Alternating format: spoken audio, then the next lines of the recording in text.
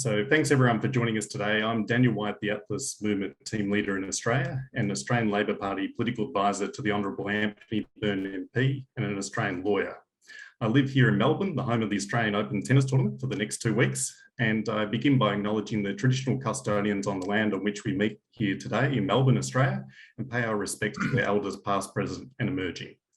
At the beginning of 2022, we meet at a very interesting time in world affairs, and today I wish to talk about the democracy versus autocracy battle in 2022 and why US President Joe Biden's planned annual summits for democracy are essential to help democratic nations lead and meet the challenges of the 21st century, especially when democracy and human rights are under threat around the world.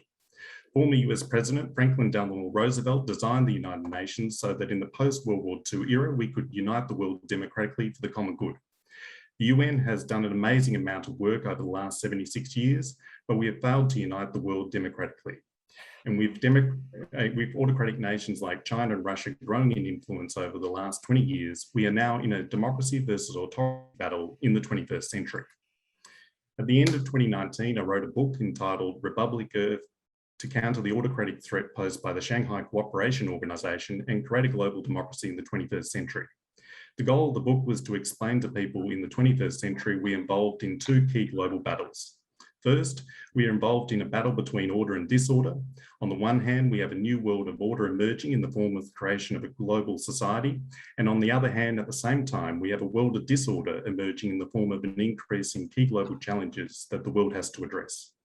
In 2022, we are dealing with 8 key global challenges in the world of disorder that include the third year of a COVID-19 global pandemic, climate change and the global extinction crisis, global inequality and gender inequality, terrorism and cyber attacks, displaced people and refugees, harm caused by the digital revolution and the threat posed by nuclear weapons and autocratic regimes threatening democratic nations. Secondly, and building on the last key global challenge in the world of disorder, we are involved in a major battle between democracy and autocracy. Over the last 20 years, we have seen autocratic nations like China and Russia threatening democratic nations. Since the creation of the Shanghai Cooperation Organization in 2001, we have witnessed a rising form of autocratic sharp power influence around the world, including in democratic nations like Australia. However, in 2022,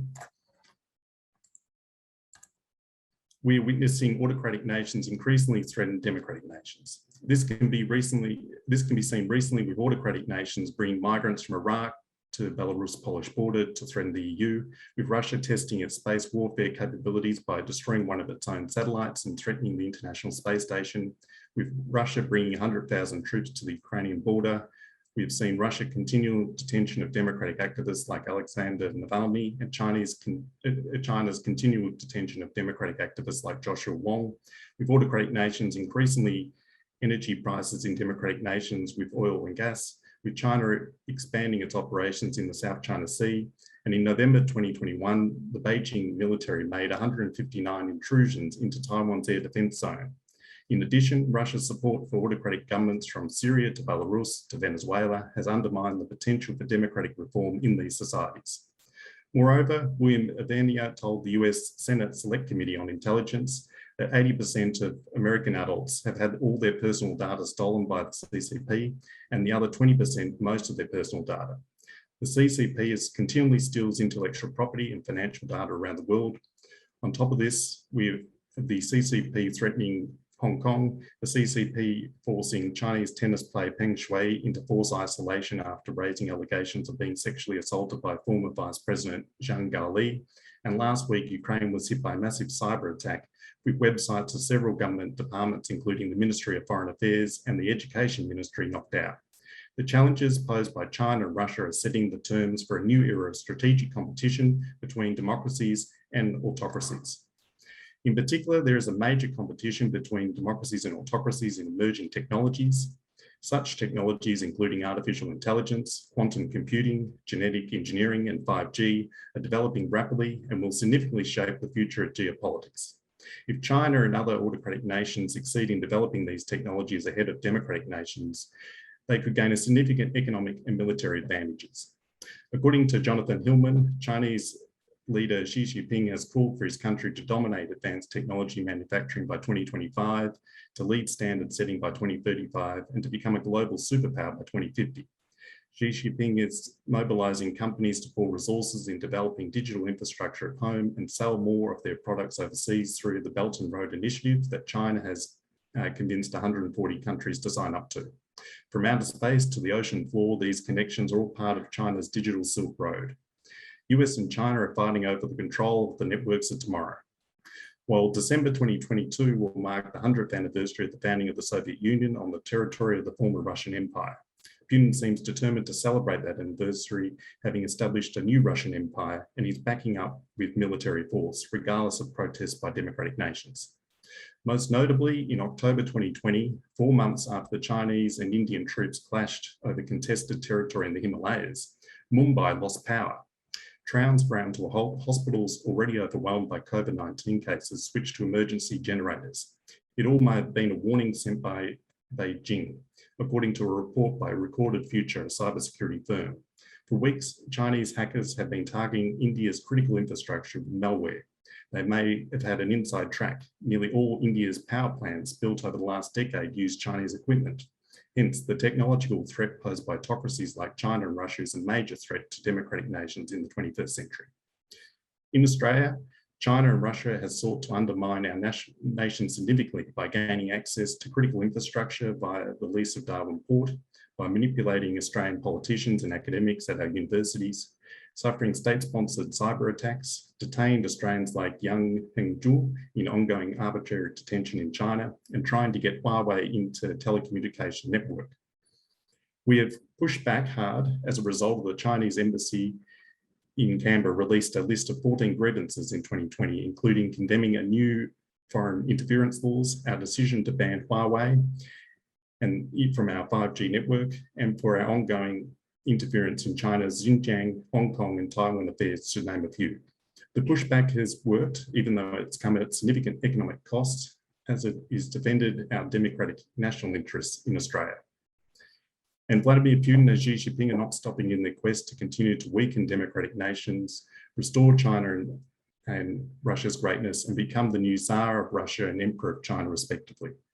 Like it or not, democracy versus autocracy battle is in full swing, and democratic nations need to address the challenge posed by autocracies in 2022 head on. But what worries me most as an Australian is Putin and Xi Jinping's secret global ambitions, which is Putin's fetish for purchasing $3,000 tracksuits for his fitness workouts, and Xi Jinping's deep love of Winnie the Pooh. We hope this contest between democratic and autocratic nations remains peaceful in the 21st century and autocratic nations become less aggressive. It should remain a battle of ideas and be based on which model is best to govern the growing global society, i.e., how do we end global poverty and build a global middle class? How do we meet UN's 17 Sustainable Development Goals? How do we protect people's data in an increasingly digitalised world?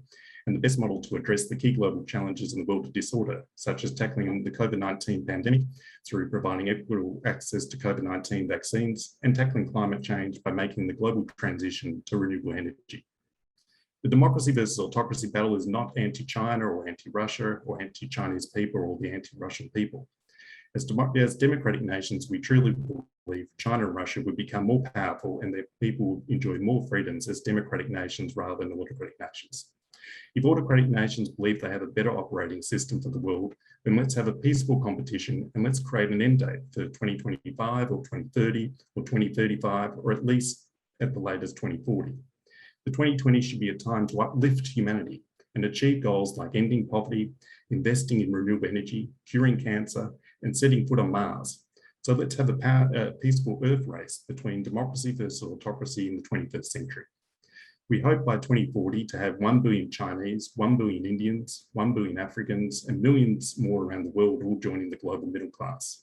The 21st century is not the Chinese century or the Asian century or the Russian century, but the global century, where we bring the whole world together for the common good to create a global society, or what I like to call a Republic Earth.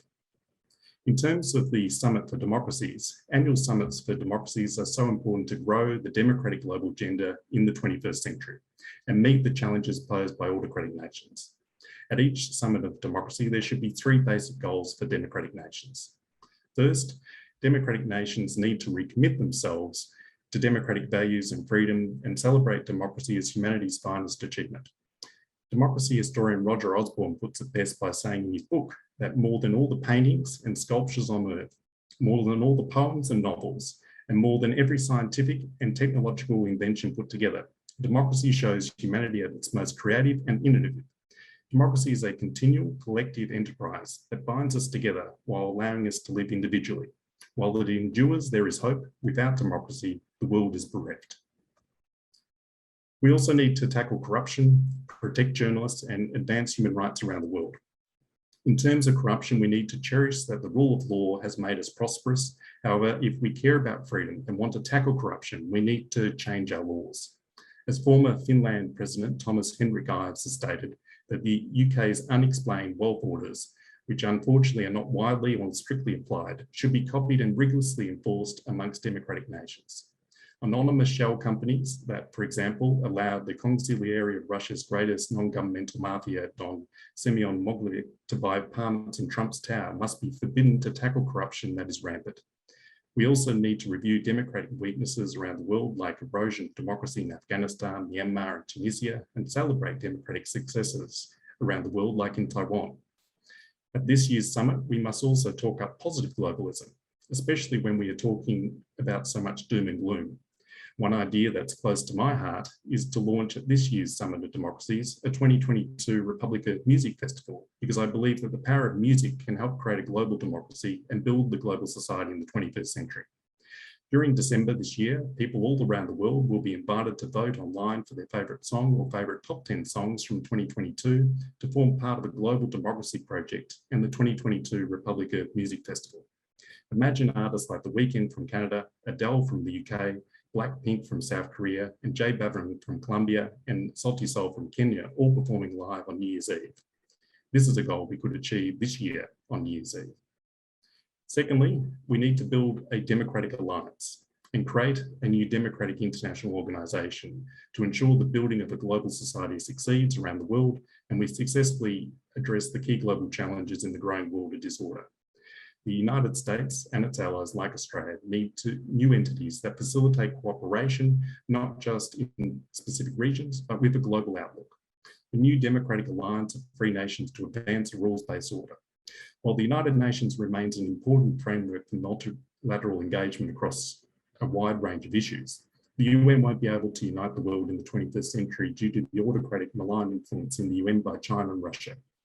China and Russia's willingness to block the Security Council's actions has become increasingly pronounced over the last decade, particularly on matters relating to territorial sovereignty and democracy, as illustrated by their successive use of vetoed power to protect autocratic regimes in Syria and Venezuela. China has also used its position in the World Health Organization to block a meaningful inquiry into COVID-19 origins proposed by Australia. At each Summit of Democracy, we should be encouraging the roughly 110 democratic nations to join a new democratic organisation that could be called a Union of Democracy, like what the Atlas Movement's proposing, an Alliance for Democracy, or a Public Earth organisation like I propose, or some other name that would have three forms of membership. First, democratic nations could join the observer wing of the democratic organisation to understand its advantages. This wing, like all the wings, should be framed to attract rather than exclude, emphasising the positive alternatives it offers. We should also be open this wing to the people of the world and to all of humanity. We have 7.9 billion people in the world, so let's celebrate humanity that speaks over 6,000 languages, believes in over 4,000 religions, and enjoys 370 million Indigenous people living in 90 countries around the world. Let's talk up positive globalism, global citizenship, equitism, and celebrate the diversity of humanity. Secondly, democratic nations could join the economic and global governance wing of the democratic organisation based on a global democratic European Union. We should begin by inviting the G7 member nations to join this wing and then expand to other democratic nations around the world in entities like the EU, ASEAN, African Union, UNISOR, and to democratic nations all around the world like Australia. Under this wing, we need to build the global governance of the 21st century. We need an agency or sub-agencies to address issues like the global digital currency and global trade and commerce, like maybe a euro for the world or a global bank. We need to set up global education standards and qualifications. We need to create a global electoral commission to help run elections fairly around the world. We might need a global television or radio network like a global BBC, a global renewable energy strategy to power the world, and a global space agency. We also need agencies or sub-agencies to address the key global challenges in the world disorder. We have many summits to address global challenges like climate change and global migration, but democracies need to unite to have similar strategies to create a global response to the COVID-19 pandemic and getting vaccines out to everyone in the world, a global climate change strategy, as if we invest an additional 2% of the global GDP in technologies like solar and wind power, we could create a carbon neutral economy by 2050, a global strategy to address inequality, try and develop a global strategy for technology that creates the rules for the digital world in the 21st century and cracks down on surveillance capitalism and aims to protect everyone's data from big tech like Facebook, Google, and Amazon. Under this wing, we need democratic nations and their initiatives like the Blue Dot Network, the G7's Build Back Better World, the EU's Global Gateway should join forces and work together to boost sustainable links and invest in infrastructure projects around the world. According to the Alliance of Democracy strategy, in many ways, we need to create a European Union for the world based on democratic values with potentially an economic Article 5 for all member nations. When one country comes under economic attack from autocracy, the democratic world could rally with retaliatory steps to deter the aggressor, credit lines to cushion the impact, and a quick rebuilding of new democratic supply chains. Importantly, an alliance of democracy needs to show all nations, including developing nations, that being in the democratic camp has real benefits. Thirdly, democratic nations could join a new security wing of the democratic organization based on a global democratic NATO. Under the security wing, we should begin with AUKUS members and expand and encourage democratic nations to be part of a new democratic global charter for the 21st century, like an Atlantic Charter during World War II.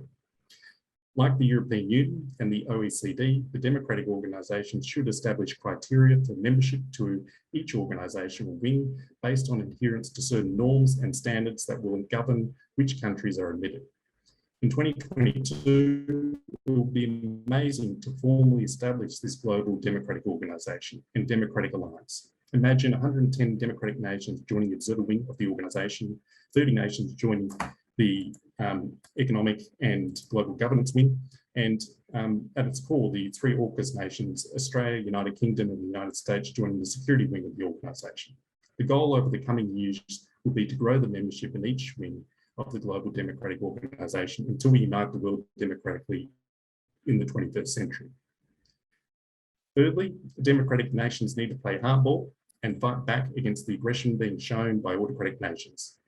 Central to this is to create a new arsenal for democracy and grow the security wing of the new global democratic organisation.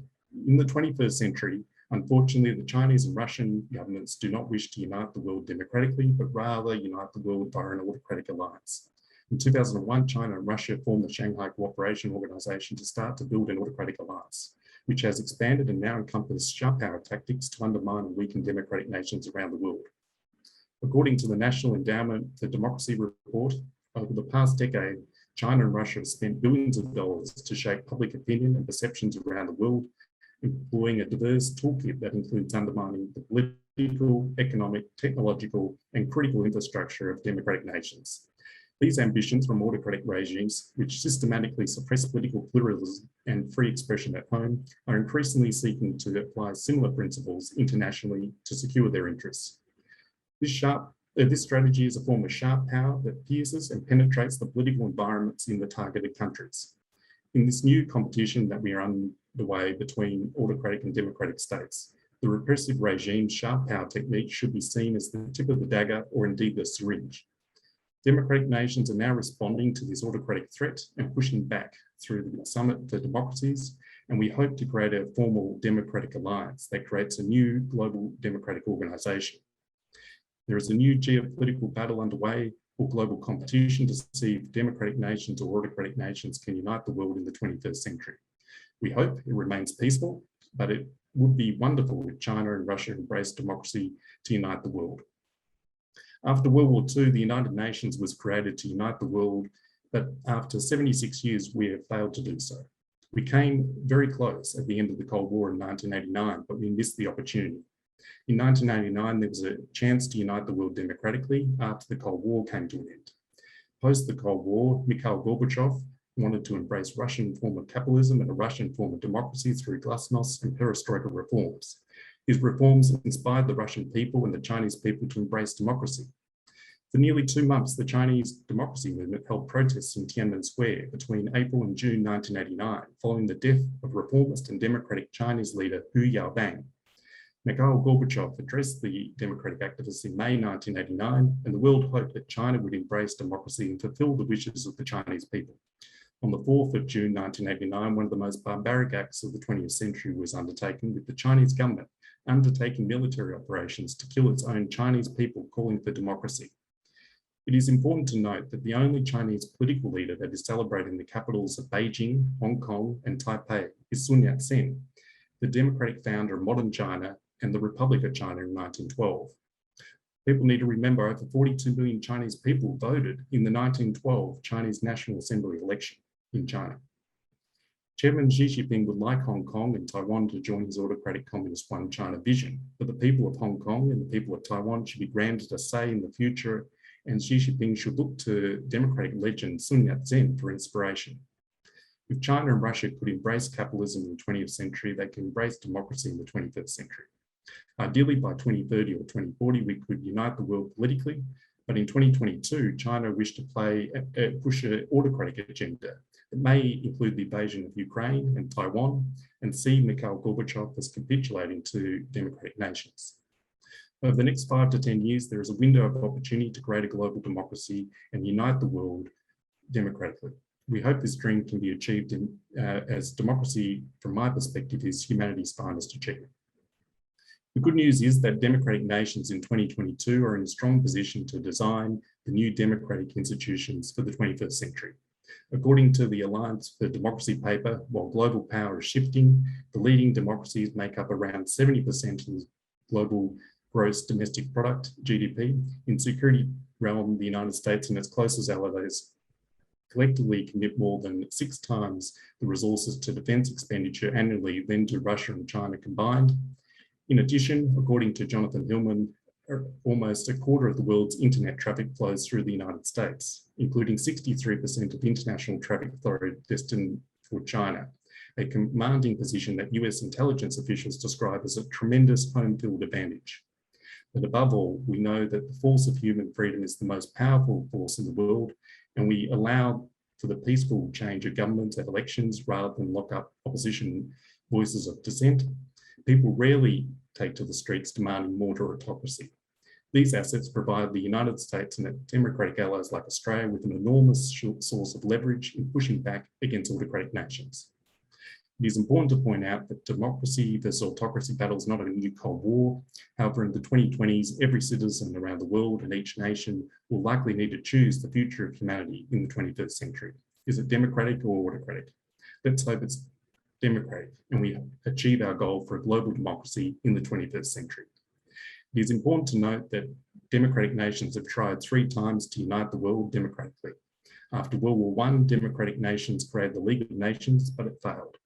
After World War II, democratic nations created the United Nations, which still exists today and plays a major role in solving global issues. However, after 76 years, the world has yet to become fully united democratically. After the Cold War, the G7 emerged as the preeminent body to lead the democratic agenda, but since 2001, it has become distracted and failed to expand its membership. Accordingly, in 2022, by creating a new democratic alliance and global democratic organisation like a Union of Democracy, an Alliance of Democracy, or a Republic of organisation, then we can finally succeed in a 4th attempt to achieve a goal of uniting the world democratically for the benefit of humanity. The goal for me as an Australian who lives in the first country to be born out of a democratic vote back in 1901 is to create a global democracy in the 21st century and to make sure that the new world of order succeeds in building a wonderful global society and we start to control the growing world of disorder. What keeps me going is that China has an Achilles heel. Its leaders have failed to articulate a vision of global dominance that is beneficial for any other country but China or Russia. And that is why democracies can win. In closing, as Ursula von der Leyen, President of the European Union, has stated in her preliminary remarks to last year's Summit for Democracies, that while democracy is not perfect, it is perfectible.